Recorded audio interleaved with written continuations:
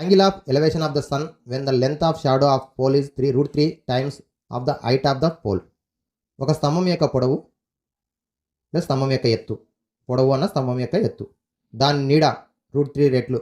ఒక స్తంభం యొక్క పొడవుకు దాని నీడ √3 రెట్లు అయిన నీడ చివరి బిందువు సూర్యునితో చేయి ఊర్ధ్వ కోణం. So angle of elevation theta అనుకుందాం. అలాగే length or height of the pole H అనుకుందాం.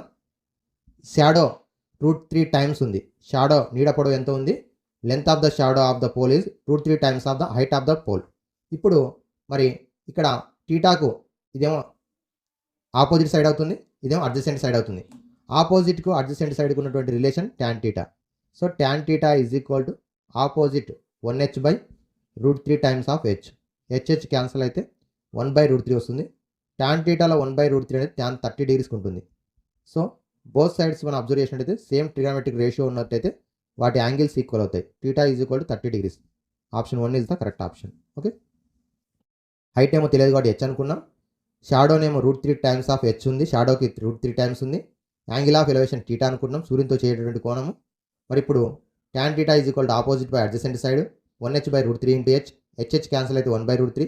1/√3 వాల్యూ ట్యాన్ 30 డిగ్రీస్కి ఉంటుంది. బోత్ సైడ్స్ సేమ్ ట్రిగామెట్రిక్ రేషియో ఉన్నప్పుడు యాంగిల్స్ ఈక్వల్గా ఉంటాయి. Theta is equal to 30 degrees.